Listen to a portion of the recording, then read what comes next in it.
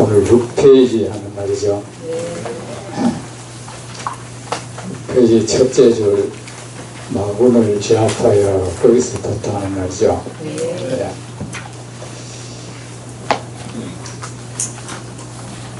마군을 제압하여 넘어지거나 흔들리지 않는 것이 도량입니다. 추석 잘 보냈습니까? 네.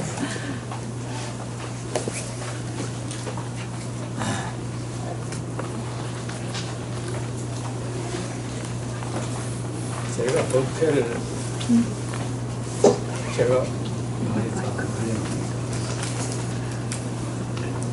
잘 안 돼. 예. 제가 법회를 하면 다른 말 먼저 안 하고 일단 늘 이 경전의 말씀을 일단 읽는 거, 이거 왜 그런지 아십니까? 저는 제가 여기 올라온 목적은 여러분께 부처님 가르침 전하기 위함이거든요. 그래서 저는 경전 부처님 말씀 먼저 들려드리기 전에 제 인사말이나 이런 말 안 합니다. 의아하게 생각하지 마십시오. 어떤 분은 저 스님은 왜 인사도 없이 저렇게 하나 이런 분도 계세요. 여러분한테 인사하는 것보다는 무엇이든지 무슨 일이든지 그 일의 목적에 일단 충실하고 무엇이 우선인지 무엇이 더 중요한 것인지를 늘 생각하고 제가 그렇게 하는 겁니다. 마군을 제압하여 넘어지거나 흔들리지 않는 것이 도량입니다. 여러분 이 앞에 도량에 대한 말 많이 들었죠? 들었는데 여러분 부처님 말씀은 처음부터 끝까지 같은 말씀입니다. 약으로 말하면 그 모양이 다르고 약이 때로는 알약으로 나올 때 있고 때로는 캡슐로 나올 때도 있고 똑같은 알약 캡슐이라도 그 모양과 색깔이 다르죠. 하지만 그 약이 가지는 성분은 똑같죠. 똑같듯이 부처님의 모든 가르침은 똑같은 성분입니다. 똑같은 약입니다. 부처님께서 법문하신 것을 우리는 법약이라고 하죠. 중생이 겪는 그 고통의 병을, 번뇌의 병을 치유하기 위해서 우리 중생들에게 주시는 법이라는 이름의 약입니다. 그리고 그 약의 성분은 똑같습니다. 이 세상 어떤 중생에게도 똑같은 약을 투여하십니다. 왜냐하면 이 세상 모든 중생이 똑같은 병을 앓고 있거든요. 이거는 체질 문제도 아니고 똑같은 병을 앓고 있고 똑같은 종류의 고통을 겪고 있고 똑같은 문제를 안고 있고 그리고 그 고통을 겪는 그 과정도 그 뿌리가 똑같기 때문입니다. 그래서 우리 중생을 동업중생이라고 하잖아. 그 사는 행태, 업이 똑같하고 똑같은 업을 지었기 때문에 우리는 똑같은 고통을 겪고 있는 겁니다. 똑같은 업을 지었기 때문에 우리는 세상 바라보는 그 눈도 똑같은 겁니다. 한 사람에게 붉은 장미는 만인에게 붉죠. 한 사람에게 푸른색은 모든 사람에게 푸르죠. 왜 그렇겠습니까? 우리 이 마음 구조가 모두가 그것이 파란색으로 보이도록 되어 있거든요. 거기에서 벗어나면 우리는 생명이라 그러죠. 사실은 그게 병이 아닐 수도 있죠. 왜 왔다 갔다 하죠?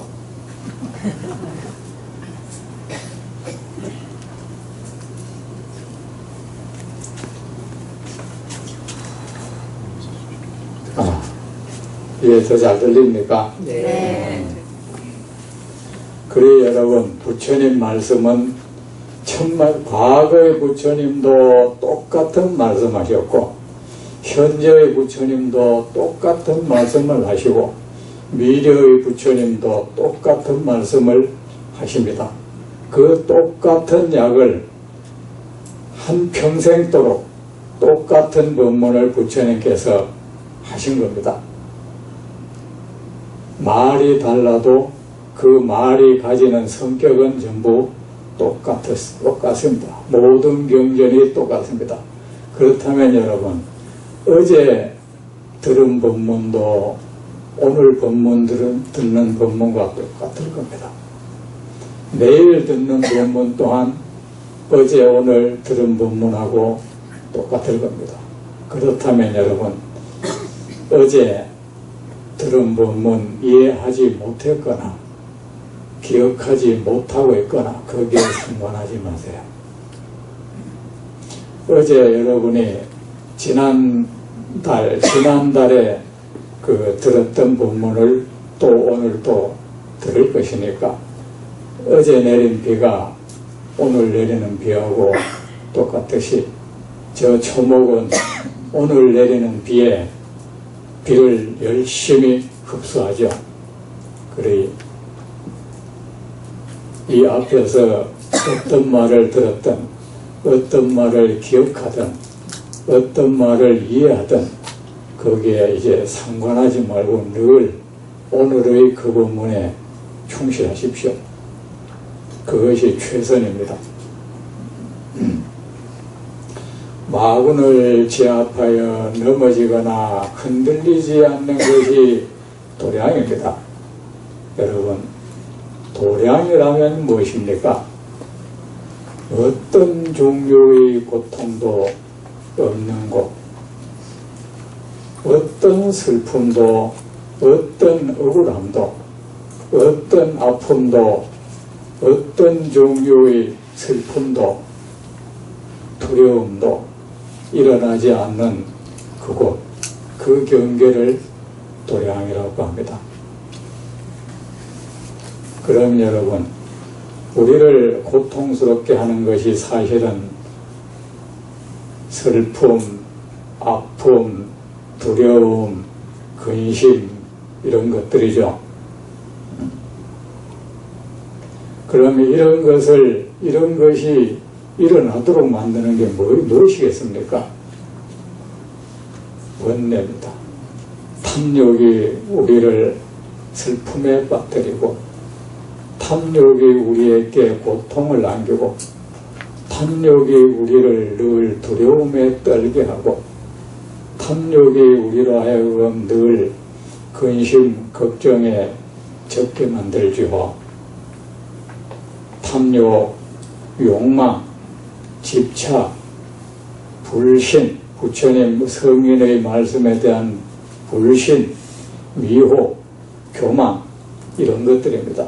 이런 것들이 어떻겠습니까? 우리로 하여금 공부의 평온에 이르지 못하게 합니다. 이런 것들이 우리로 하여금 공부의 기쁨을 얻지 못하도록 합니다. 이런 번뇌가 우리로 하여금 공부의 편안함에 이르지 못하도록 합니다. 행복에 이르지 못하도록 합니다. 그래서 그것을 마군이라고 하죠. 여기서 마군은 번뇌입니다. 왜 군사 군자를 쓰냐면 군사는 숫자가 많잖아요. 번뇌가 아주 숫자가 많거든. 마치 적군이 이 강토를 짓밟듯이 번뇌의 군사가 우리 마음 땅, 우리 삶의 땅을 짓밟습니다. 마치 적군이 몰려와서 이 땅을 정복해서 이 땅에 사는 백성들을 괴롭히듯이 번뇌라는 이 마음 사악한 군사가 우리의 삶의 땅, 우리의 존재의 땅, 우리의 마음 땅을 침범해서 유린합니다. 그리고 우리 삶의 땅을 고통으로 뒤덮게 만들어버립니다. 그래서 마구는 뭡니까? 마라는 것은 장애물, 행복을 얻는데 장애가 되는 것, 궁극의 평온, 궁극의 기쁨을 얻는데 장애가 되는 것. 무엇이, 물 좀 주실래?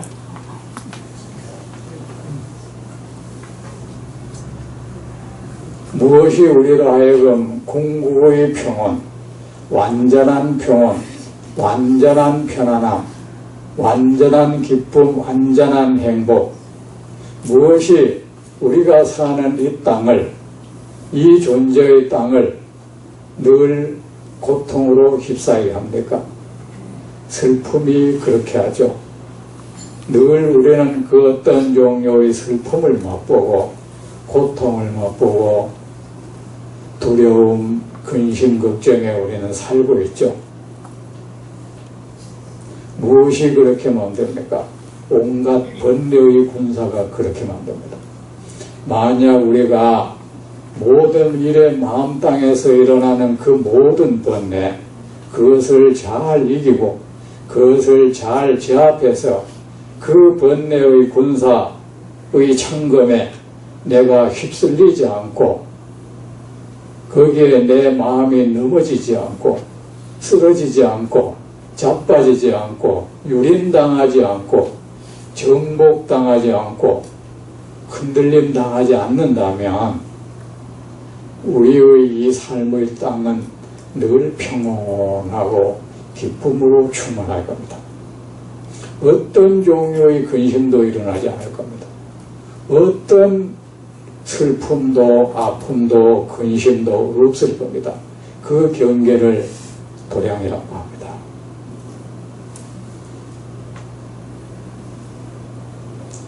먼저 시간에도 도량에 대한 말은 많이 들었죠. 이제 여기서 잊어버려도 됩니다. 아셨죠? 앞에서는 뭐라고 했더라고 안 찾아도 됩니다. 제가 부처님 말씀이 똑같기 때문에 저의 말도 역시 똑같기 때문입니다. 우리는 여러분 어떤 문제가 생기면 현재 내가 어떤 병이 생기면 내가 왜 이런 병을 앓나 한탄하고 원망한다고 해결되는 것이 아니죠. 빨리 이 병의 뿌리를 뽑아야겠죠. 제거해야 안 됩니까? 그러면은 그 세균을 죽여야겠죠. 역시 그렇습니다. 우리는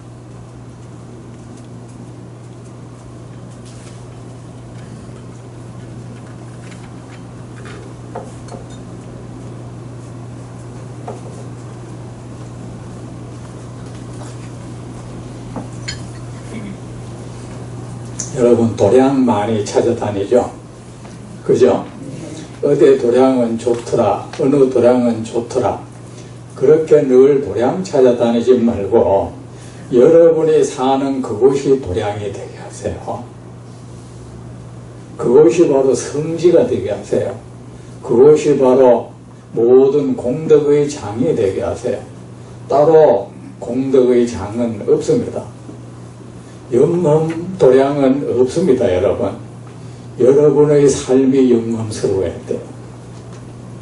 우리의 삶이 일어나는 탐욕 잘 다스리고 분노, 증오심, 남을 미워하는 것, 질투, 시기, 교만 이런 거 잘 다스리세요.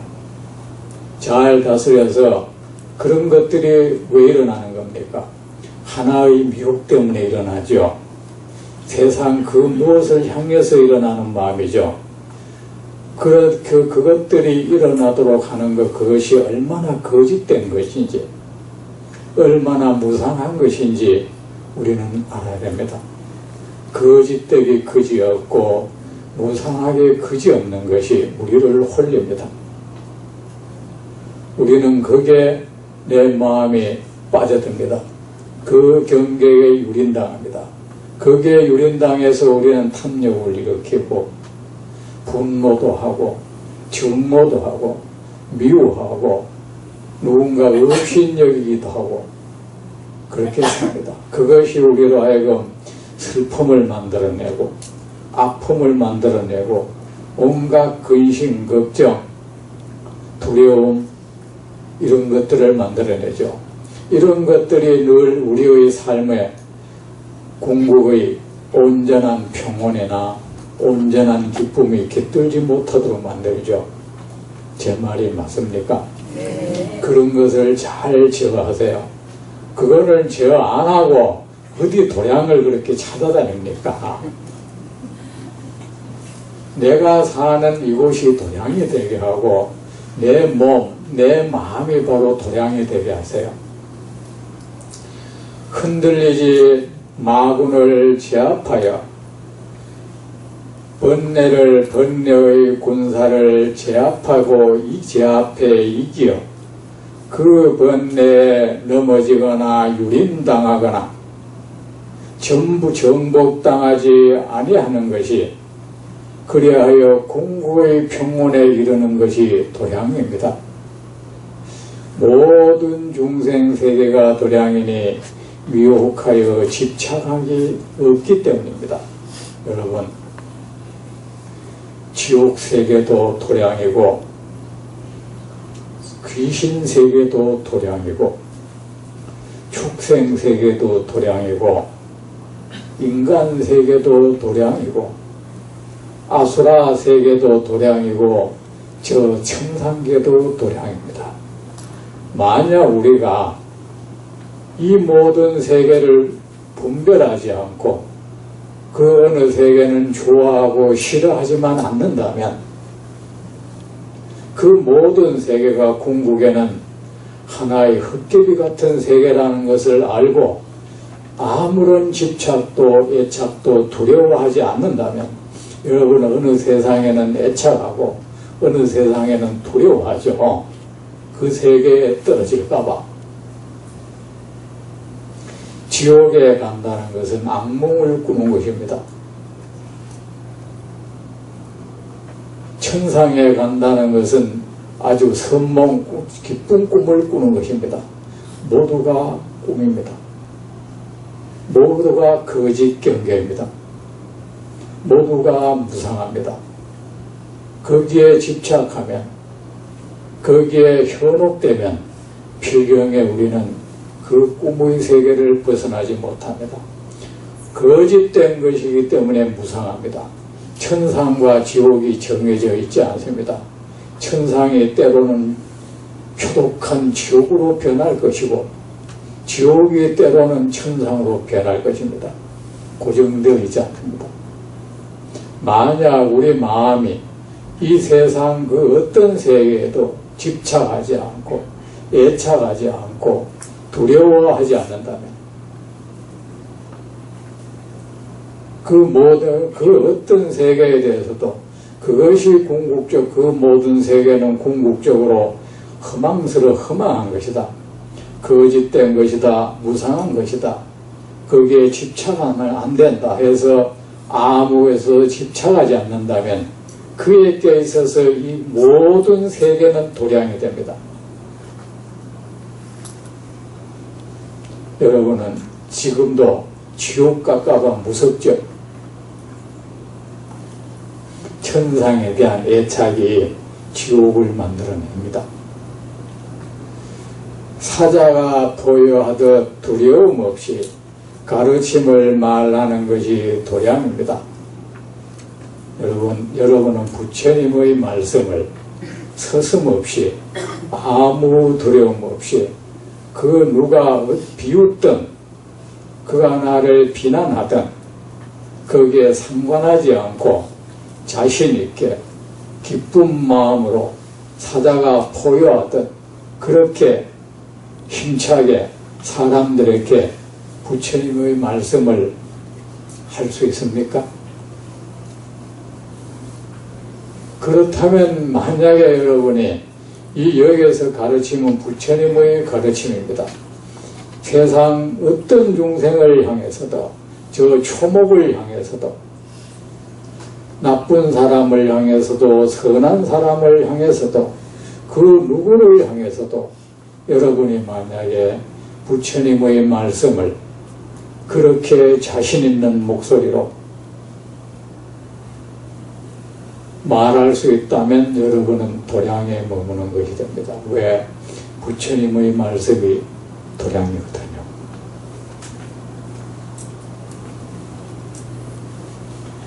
우리는 불자로서 여러분은 늘 공덕을 바라죠. 공덕은 어떤 내가 해야 될 일을 반드시 했을 때 생기는 거죠. 여러분은 부처님의 가피를 바라죠. 여러분 부처님이 하라는 일을 하셨습니까? 부처님은 분명히 그러셨습니다. 모든 보살은 나 열애가 가르친 대로 살아라. 여러분 부처님 가르친 대로 살았습니까? 부처님 가르친 대로 살기 위해 노력하십니까? 그렇게 노력하지 않고도 공덕을 바라고 부처님의 가피를 바라고 영광을 바라는 거 아닙니까? 그것은 정직하지 못한 태도죠. 내가 해야 될 일을 하지 않고 해서 마땅한 일을 하지 않으면서 부처님의 가피를 바란다면 그런 태도는 정직하지 못한 삶의 태도입니다. 그런 태도는 말입니다. 씨를 뿌리지 않고 열매를 기다리는 태도입니다. 부처님께서 분명히 그러셨습니다. 이 세상은 모두가 그 어떤 원인에 의해서 생겨난다고.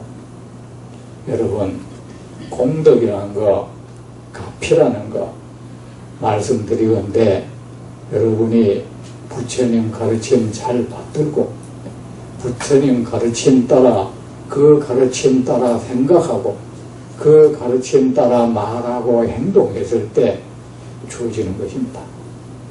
이것은 천만년 억만급이 지나도 변치 않는 법칙입니다. 그렇지 않고 여러분이 만약에 부처님 저 쇠로 만든 부처님 나무로 만든 불상 돌로 만든 그 불상에 돈을 올려놓고 밤을 안 자고 빌고 무릎이 닳도록 절을 하고 아니면 자기도 못 알아듣는 그 어떤 눈물을 중얼거리고 저 귀신 천도한다고 해서 얻어진다고 하면 여러분은 미신을 믿는 거예요. 그것은 미혹한 믿음입니다. 무엇이 미혹한 믿음입니까? 사실은 그렇지 않는데 그렇다고 믿는 것이 미혹한 믿음이죠. 부처님께서는 그렇다고 한 번도 말씀하신 적 없는데 부처님은 분명히 말씀하셨는데 내가 그대에게 공덕을 주는 것이 아니다. 나는 단지 공덕의 길로 안내할 뿐이다고. 그대들이 만약에 내 가르침을 잘 따라 행하면 그대들은 크나큰 공덕을 얻을 것이다.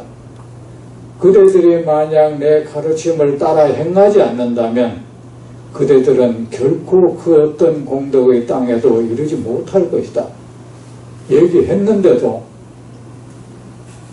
아니다라고, 그 어떤 특별한 방법에 의해서 될 것이라고, 그게 여러분 얼마나 정직하지 못한, 노력하지 않는 곳에 결과를 기다리는 거예요. 그런 정직하지 못한 마음이 다른 재앙을 부릅니다.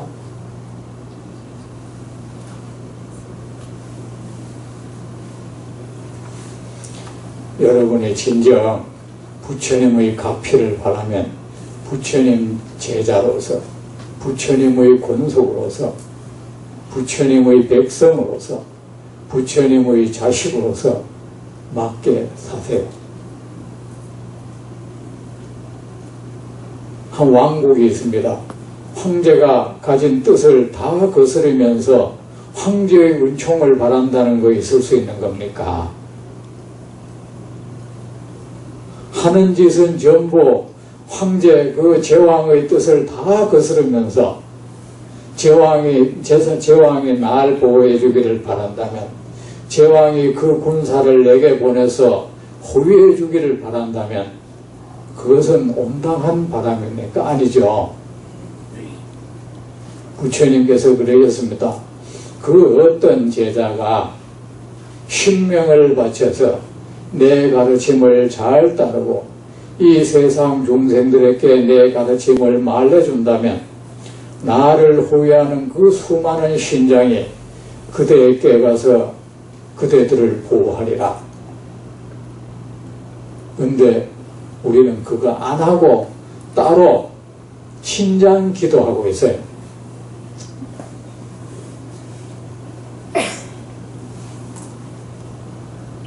신묘장구 대단하게 외우면 신장에 춤을 춘다고. 여러분 그 어디서 그런 걸 들은 겁니까?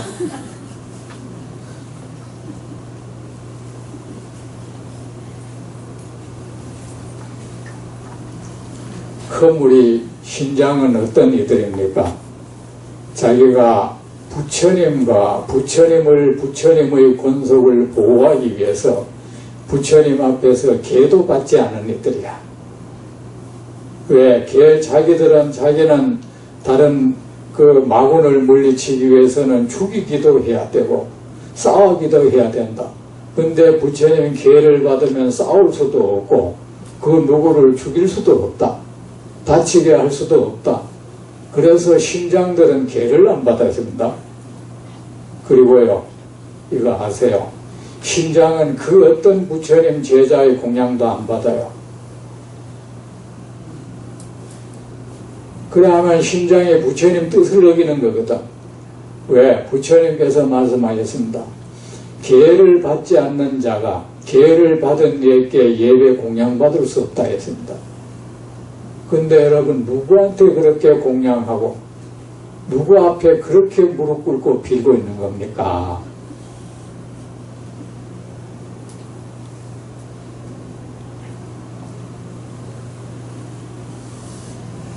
신장은 설사 여러분이 공양하고 예배한다고 해서 그 공양 예배 안 받아요. 그는 법을 아는 존재거든. 자기가 공양 예배 받으면 안 된다는 걸 알고 있어요. 그리고 그들은 우리를 바라보고 있지 않습니다. 호위병사가 나를 호위하는 사람이 나한테 절받고 공양받고 언제 나를 호위한단 말입니까? 신장은 부처님께 어떤 질문을 해도 부처님께 절 안 해요. 안 바라보고 등을 부처님이 여기 계신다 하면 뒤에 이래 등을 마주하고, 왜? 자기는 부처님 보호해야 되니까. 신장은 부처님께 뭘 여쭐 게 있어도 절하고 안 물어요. 그냥 딱 선체로 다른 곳을 바라보고 호위 업무를 한 찰나간도 게을리할 수 없으니까. 그런데 여러분은 거기 가서 화음성중 이라마 그러지 말고 여러분 그 화음성중에 보호할 수 있는 사람 그런 삶을 사세요. 세속에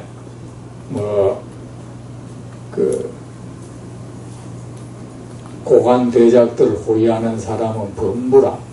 그 범부들은 따로 돈 좀 주면은 따로 시간 내 가지고 날 봐줄 수 있겠지만은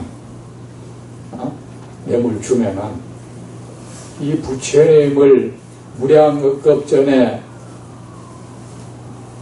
부처님 보호하겠다고 맹세한 그들은 그런 알량한 그거 좀 한다고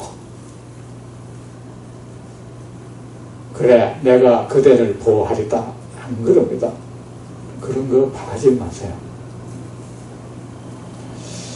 허물이 없는 사자가 보여도 두려움 없이 가르침을 말하는 것이 도량입니다. 여러분 부처님 제자로서 여러분은 한평생을 살면서 지금까지 살면서 몇 사람에게나 부처님 법을 말해보았습니까? 몇 사람에게나 부처님을 믿으라고, 부처님께 귀하라고, 부처님의 이 좋은 가르침에 귀를 기울여보라고 힘주어서 자신있게 말해보았습니까? 가족에게도 말해봤습니까? 내 부모, 형제, 자녀에게, 이웃에게, 친구에게, 저 기차여행 타다가 내 옆자리에 앉은 사람에게,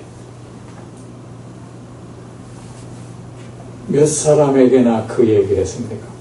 그 얘기 하기 이전에 여러분은 어떻게 하죠? 자리에 앉아가지고 뭔가 기도한다고, 시끄럽게 하지 말라고, 내가 정신 집중 안 된다. 무슨 기도를 그래 하길래? 정말 무엇이 중요 업무인지 알지도 못하고 방에, 가족 간에 있는 방에도 기도한다고 자기 방에 쏙 들어가가지고 문 잠가놓고 정신 집중 안 된다고 가족들 외면하고 그 시간에 가족들한테 부처님 말씀해 주세요.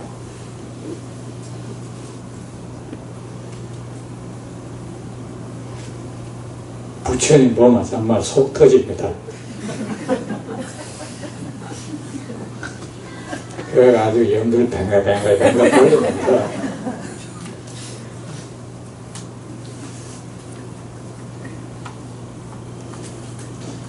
허물이 없는 열의 10가지 지혜의 힘과 18가지 공덕의 도량입니다. 여러분 이 뒤에 열의 10가지 힘 있죠? 네. 이거 잘 읽으세요. 네. 이런 거 뭐 안 외워도 됩니다. 이거 부처님 된 뒤에 생기는 힘 내가 외워서 많아.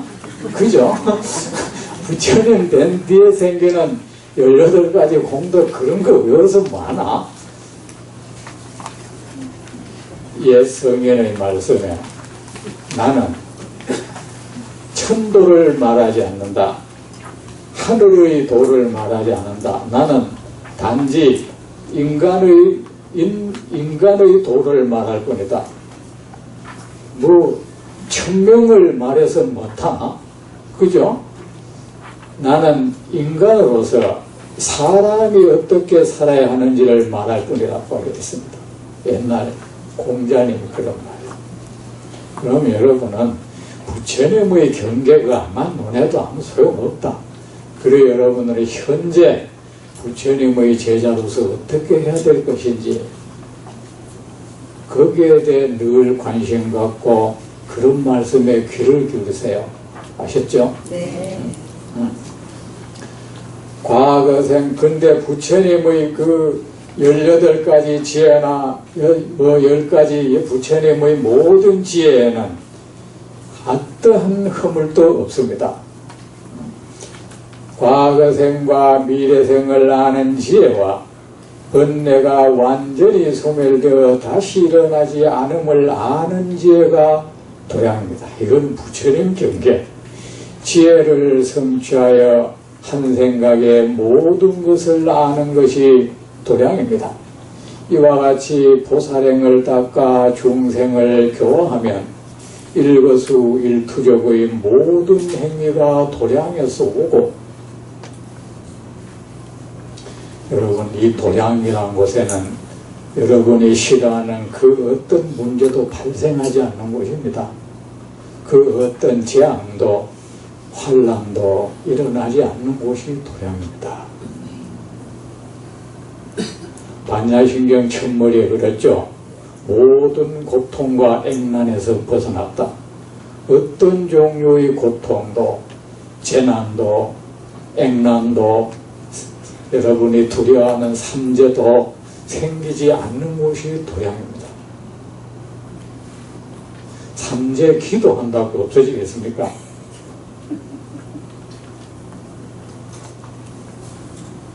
삼재 부적 붙인다고 없어지겠습니까? 그 부적 붙이고 기도 좀 한다고 모든 게 해결되면 얼마나 편리하겠습니까? 여러분, 우리 제발 이것이 가당키나 한 건가에 대해서 생각 좀 하고 삽시다. 그냥 마치 소떼가 목동에 말이야, 이리 모니까 그냥 우르르 멀리 가지 말고, 이리 오라 하니까 우르르 따라가지 말고, 이것이 정말 맞는 것인가? 부처님, 정말 이것이 부처님께서 가르친 것인가? 이것이 정말 공덕을 얻는 길인가? 거기에 대해서 우리가 의심 좀 해봅시다. 우리가 학문이라는 말 하잖아, 그죠? 네. 학문이라는 말은, 학이라는 것은 기존 있는 것을 학습, 배우고 익히는 거야. 그냥 기존에 있는 것을 배우고 익히고, 문이라는 것은 자기가 배운 것에 대해서 이것이 정말 맞는가 하고 의문을 제기하는 거예요. 이거를 거치지 않으면 안 됩니다. 아셨죠? 반드시 이것이 부처님도 그러셨습니다. 하물며 부처님도 그러셨는데, 설사 내가 한 말이라, 나 열애가 한 말이라고 해서 그냥 받아들이지 말라, 배척하지도 말라, 물러나서 그 이치에 대해서 곰곰이 사유하라. 깊이 사유해서 그것이 옳다고 여겨지거든 받아들이고, 옳지 않다고 여겨지거든 나한테 와서 다시 물으라 했습니다. 여러분은 그 의심은 나쁜 거라고 생각하죠? 아닙니다. 의심을 거치지 않는 믿음은 그 맹목적인 믿음이에요. 이것이 정말 옳은 것인가? 이것이 정말 공덕이 되는 것인가? 이것이 정말 진리인가? 이것이 부처님의 가르침에 합당한 것인가? 이것이 사실 도리와 이치에 맞는 것인가? 이런 의심을 안 가지면 사람이 그 멍청한 바보가 됐죠.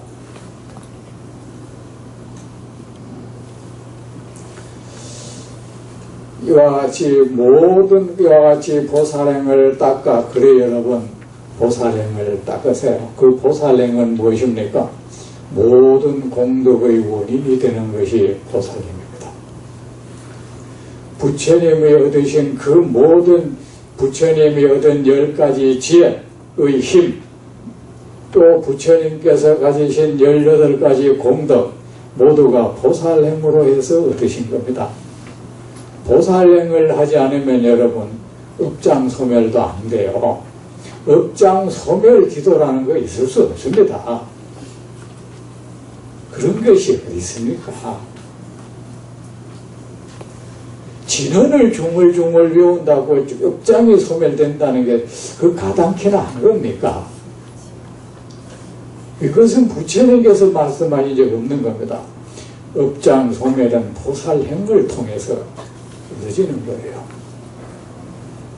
오직 만약에 보살행을 하지 않고 보살행을 닦지 않고도 깨달음을 얻을 수 있는 길이 있다. 모든 공덕을 성취하는 길이 있다. 모든 번뇌를 소멸하고 모든 업장을 소멸하는 길이 있다.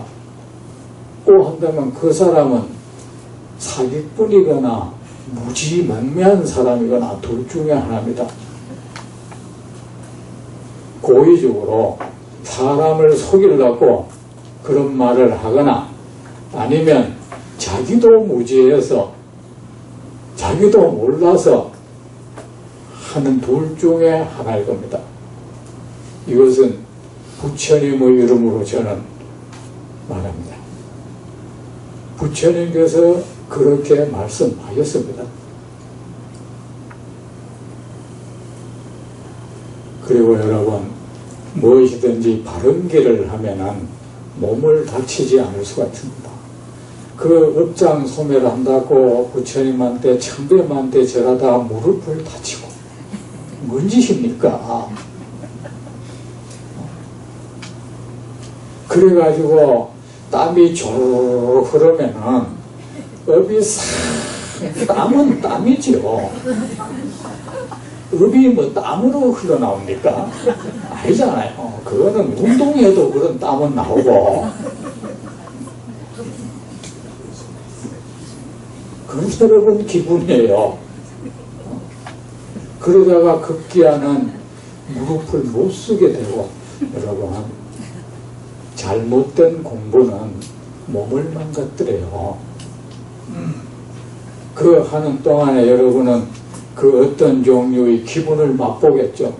그 기분을 맛보는 동안에 몸이 무너져 내려가요. 그 기분은 곧 사라져요. 여러분, 여기 참선하는 사람들 있죠.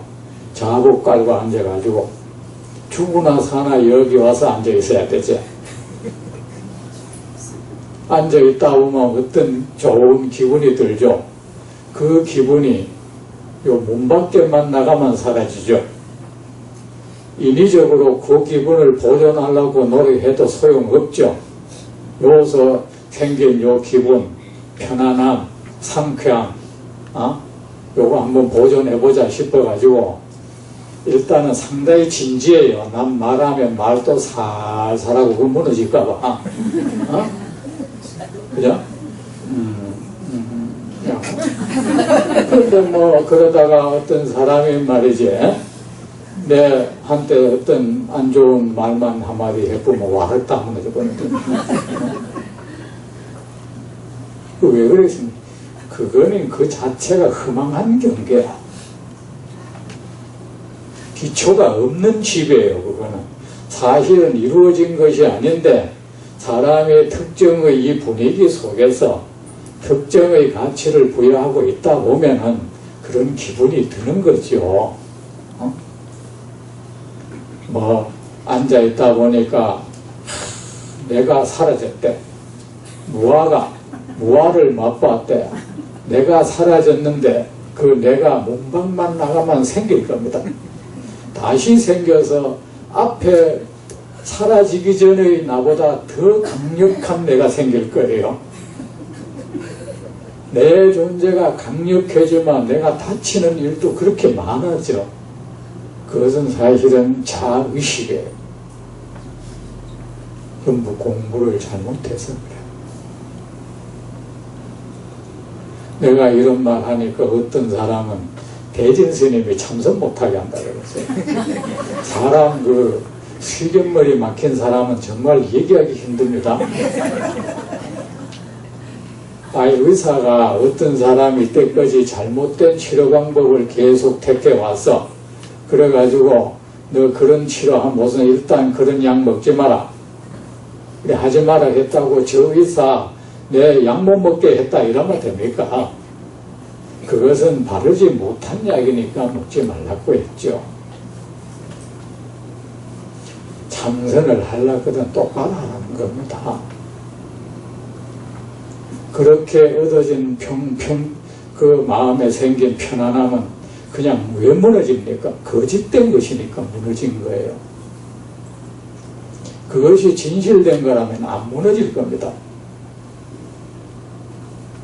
그러면은 그것이 반복되면은 내가 얻었다 싶은데 무너지고 얻었다 싶은 이런 건 뭔가 문제 있다 좀 뭐 의심도 좀 안 해봅니까?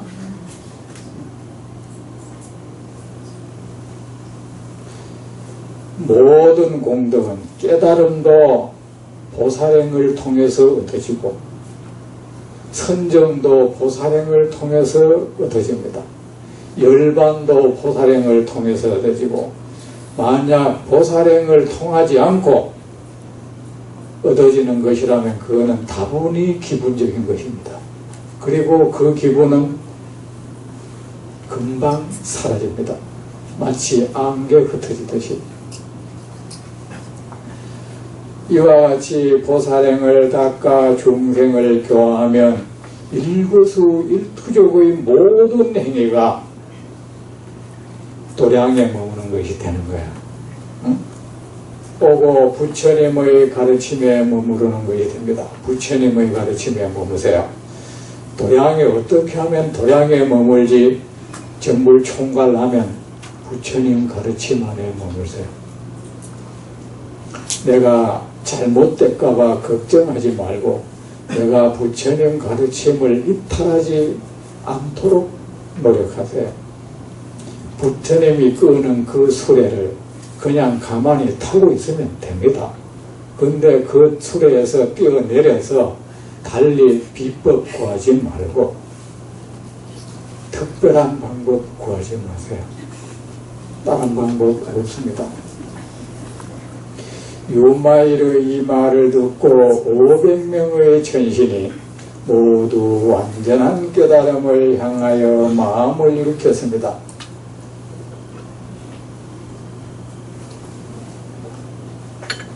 그러므로 저는 그에게 문명을 갈 수 없습니다. 저는 이때까지 도량이 뭔지도 몰랐습니다. 부처님께서 지세보살에게 말씀하셨습니다. 그대가 윤마일에게 문명을 가시오. 자, 여기서 제가 읽을게요. 부처님께서 지세보살에게 말씀하셨습니다. 그대가 유마일에게 문명을 가시어 지세보살이 부처님께 말씀을 드렸습니다. 세존이시여 저는 그에게 문명을 갈 수 없습니다. 기억하고 있습니다. 제가 옛날에 방에 조용히 있을 때였습니다.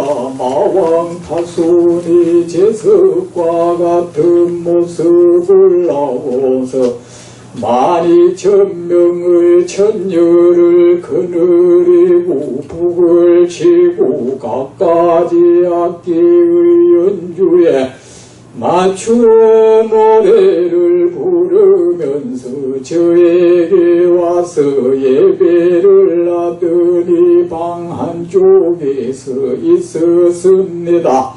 저는 재석이구나 하는 생각을 하고 그에게 말했습니다. 잘 왔습니다. 재석이여. 그대가 모든 복을 갖추었다 해도 함부로 행동하면 안 됩니다. 오용락의 무상함을 알아 선을 행하고 무너짐이 없는 몸과 목숨과 재물을 얻어야 합니다. 그가 저에게 말했습니다. 보살님이 12,000명의 천녀를 받으십시오. 모두 시봉해 드릴 것입니다. 제가 말했습니다. 재석이여. 바르지 못한 것을 부처님의 제자인 나에게 권하지 마시오. 그것은 옳지 못합니다. 그때였습니다. 제 말이 끝나기도 전에 유마일이 와서 말했습니다. 지세님 그는 재석이 아닙니다. 마왕 타손이 그대를 만지고 있는 것입니다. 여러분, 그 영화 감독 이런 사람 보면 말입니다. 자기 내면에서 일어나는 그런 일들을 그 현실화시켜서 대사를 쓰고 말이야. 대본을 써서 배우를 등장시켜서 연기를 하도록 하죠. 그래서 그것을 화면에 비춰주죠. 그러면 우리가 영화가 되죠. 경전이, 부처님 경전이 그런 경우가 들어있습니다. 마음에 일어난 것을 이렇게 이 연극, 영화처럼 이렇게 하는 경우가 많아요. 지금 이 지세 보살 이것이 그런 경우에 해당됩니다. 자, 이 사람이 조용한 방에 앉아 있습니다. 조용한 방에 왜 앉아 있겠습니까? 선정을 얻기 위해서 앉아 있겠죠. 삼매를 얻기 위해서, 깨달음을 얻기 위해서, 궁극의 평온, 궁극의 기쁨을 얻기 위해서 그 어떤 근심도 슬픔도 두려움도 없는 그 경계에 이르기 위해서 그렇게 앉아 있었겠죠. 이 사람은 좌선을 했을 수도 있을 것이고 그냥 가만히 혼자서 어떤 부처님 법을 가지고 명상을 했을 수도 있을 겁니다.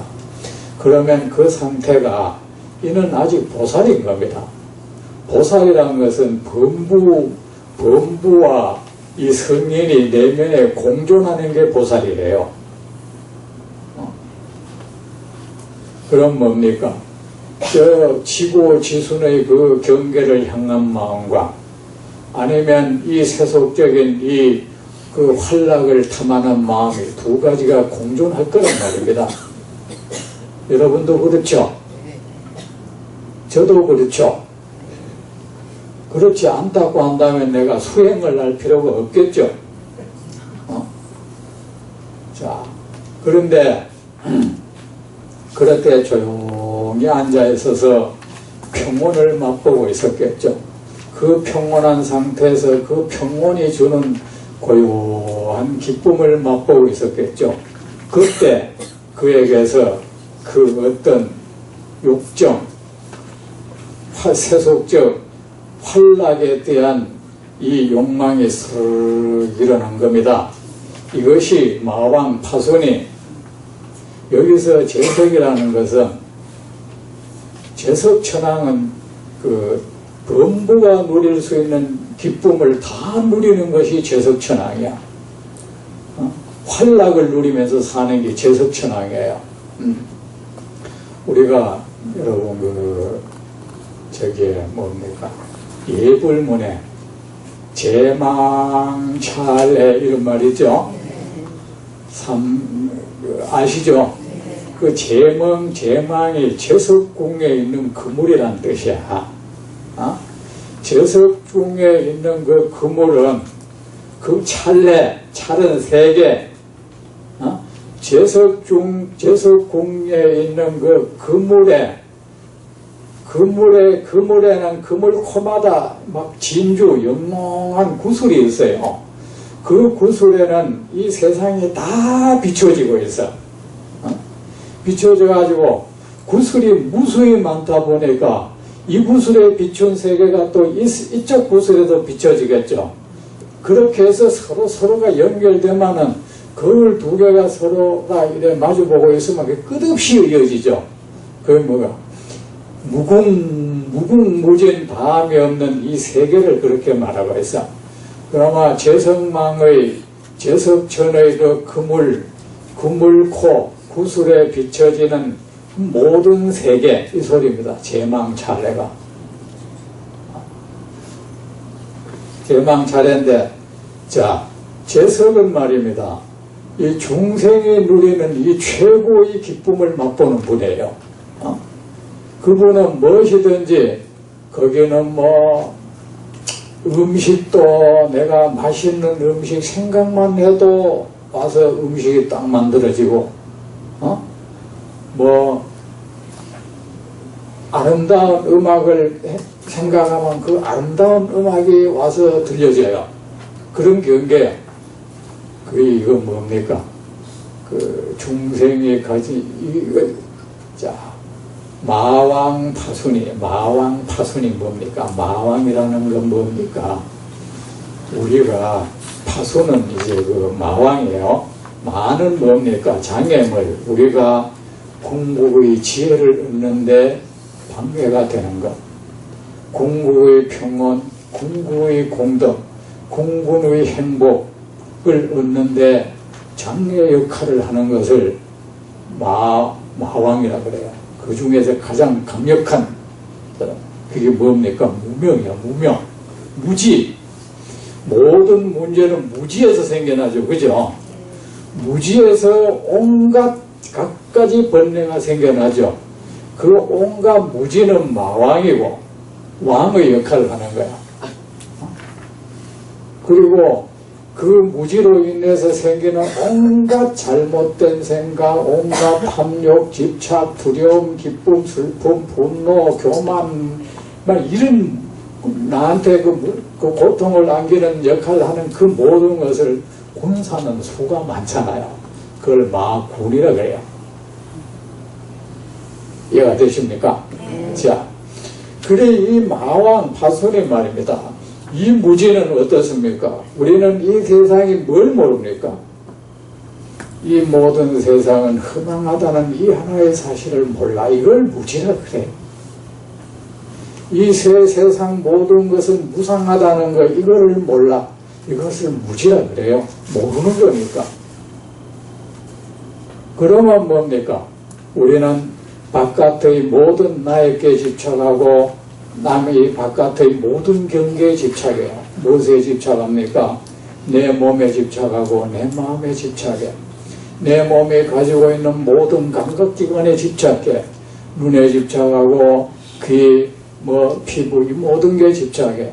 집착하고 이 나는 뭡니까? 바깥 세계 눈은 아름다운 것을 보려고 하고 요 귀는 아름다운 소리를 들으려고 하고 코는 향기로운 냄새를 맡으려고 마음은 또 어쨌든 내 마음에 맞는 경계만 계속 한다. 그런 걸 통해서 우리는 어떤 활락을 맛보려고 그래요. 맞죠?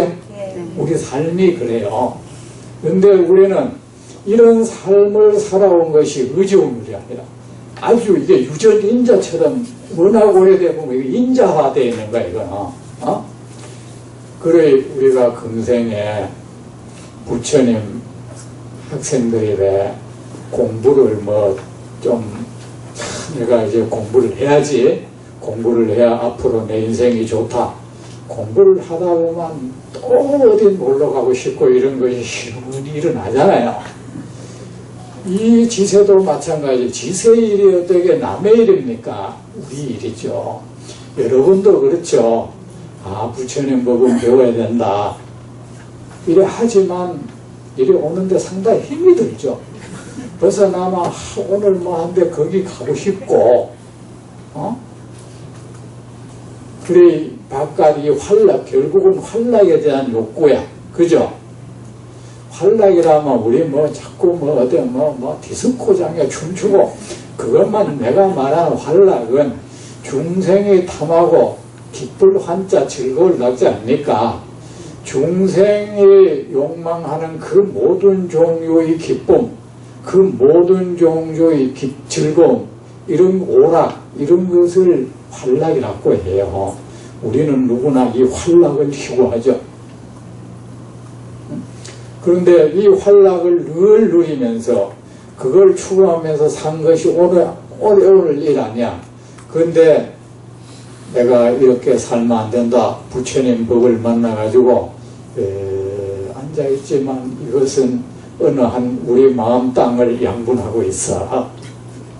이거 언제 이것이 다시 준동, 이것이 전세가 덮여버릴 줄 알 수가 없어. 그렇죠? 자, 그래 이것이 뭡니까? 12,000명의 천녀가 바로 뭐예요? 우리가 우리 불교에서 육근이라 한다. 눈, 귀, 코, 혀, 피부, 마음 이 6가지 하고 이것이 대면하고 있는 그 색깔, 형체, 소리, 냄새, 맛, 감촉 또 마음으로 느끼는 그런 대상들, 그죠? 이 12,000명의 천녀는 그런 거야. 왜 천녀라 하느냐? 이 천녀는 그냥 내 뜻에 좋잖아요. 이쁘고 목소리 좋고 내 기분 좋게 하고 우리는 계속 그런 것을 요구하잖아. 그죠? 그래, 이런 온갖 감각기관의 감각적 용락이 이렇게 스머니 일어나는 거야. 됐습니까? 시그머니 일어난 게 재석이구나 하는 게 뭡니까? 벌써 이거 좋다, 이거 어디 뭐 참석이고 뭐고 뭐 앉아가 저기고 좀 놀러 좀 가볼까 이거.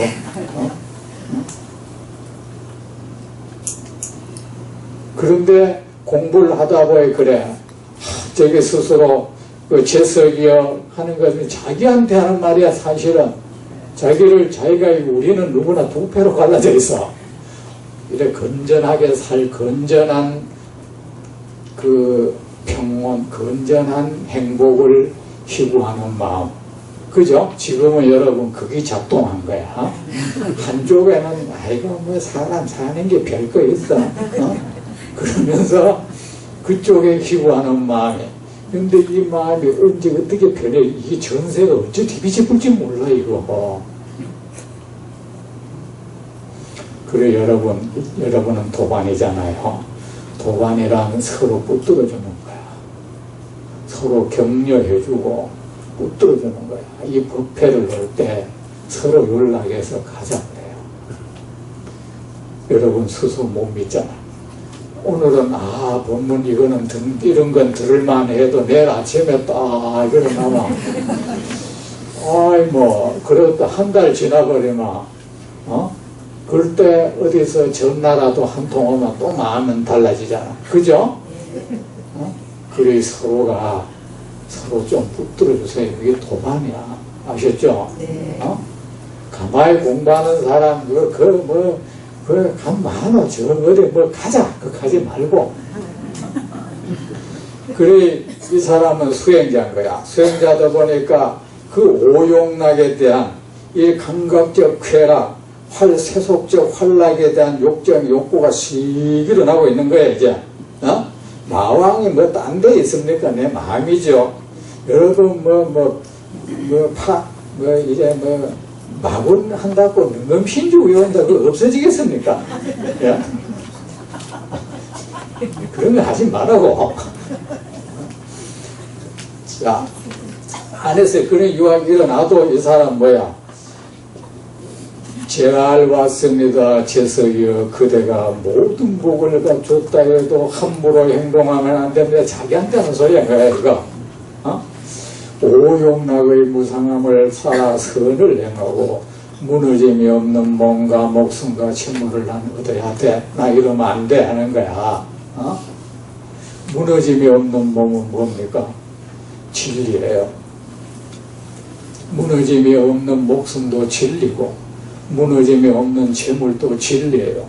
여러분은 무엇으로 몸을 삼고 무엇으로 목숨 삼고 무엇으로 재물 삼고 허망한 것, 무상한 것을 몸을 삼고 허망하고 무상하고 거짓된 것을 그걸로 목숨 삼고 재물 삼고 그걸로 힘을 삼고 거기에 애착하고 거기에 집착하고 거기에 기대고 여러분 그렇게 살죠. 그죠? 그 유혹은 계속 일어나죠. 자, 그래 진리는 뭡니까? 진짜 그런 이치, 영원히 변치 않는 이치 뭡니까? 모든 것은 무상하다는 이 진리가 변치 않는 이것이 진리예요. 이게 법신이라는 거야. 모든 것은 거짓되다, 무상하다, 실체가 없다, 실제성이 없다. 이것이 바로 무너짐이 없는 진리 몸이고 무너짐이 없는 목. 이 세상의 모든 건 다 무상하고 무너져도 그 사실만큼은 진짜야. 진짜는 안 무너지잖아요. 인류가 이 세계가 천만급을 괴멸과 다시 재생을 되풀이해도 이 사실 하나만큼 안 변하고 있어, 이거. 그래, 이것은 무너짐이 없는 몸이고, 무너짐이 없는 목숨이고, 무너짐이 없는 재물이야. 왜 재물이라고 하는지 아세요? 이 무너짐이 없는 몸, 이걸 법신이라고 그래요. 무너짐이 없는 목숨, 안 죽는 목숨, 그걸 아미타불이라고 그래요. 그리고 무너짐이 없는 재물, 이걸 법제라고 그래요. 법의 재물. 이것을 우리가 명확히 알고 명확히 깨달았을 때 여기에 우리는 어떻게 됩니까? 이 세상 거짓되고 무상한 것에 내 삶, 내가 유린당하지 않겠죠. 그러면 거기서 오는 평온, 기쁨이야말로 세상 거짓된 것에 위탁해서 얻어진 편안함, 행복은 거짓된 거예요. 거짓된 것은 무너지겠죠. 우리가 행복을 얻었다 싶은데 왜 무너집니까? 내가 행복해하는 그 조건이 무상한 거거든. 그 거짓된 행복인 거예요. 그 거짓된 행복에 갇혀가지고 여러분은 거짓된 것은 없어지는 게 필연이에요, 필연. 근데 그거 없어지지 않게 해달라고 기도하고 있어. 그게 대법한 일입니까? 구름이 흩어지지 말라고 기도했어요.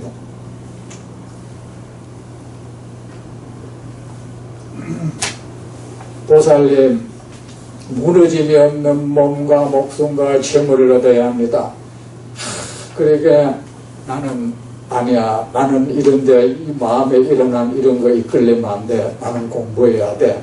나는 진리를 얻어야 돼. 진리를 얻음으로 해서 얻어지는 그 평온 행복을 난 얻어야 돼.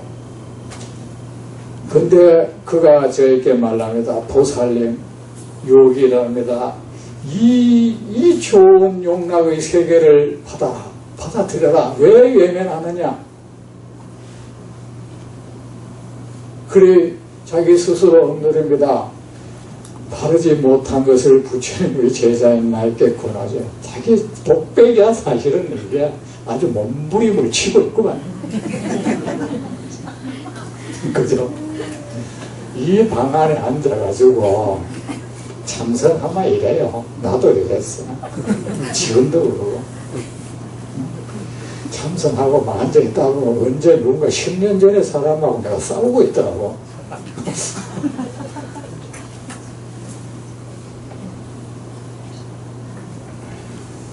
바르지 못한 그 옳지, 이렇게 하는 건 옳지 못돼 하고 있는데, 그때 유마일이 왔어. 지세님, 그것은 제석이 아닙니다. 마왕 파손이 그대를 어루만지고 있습니다. 어루만진다는 것은 뭡니까? 우리 내면에 일어나는 잘못된 욕망, 활락을 쫓는 마음, 이건 끊임없이 나한테 어떤 명분, 정당성을 부여하면서 옳음을 계속 강조한다. 이것은 나쁜 짓이 아니야.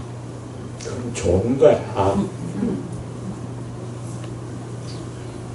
여러분, 공부를 하면 말입니다. 공부 통달하지 못할까 걱정하지 말고 안에 일어나는 이 권태, 이런 걸 이기지 못할까 봐 걱정하세요.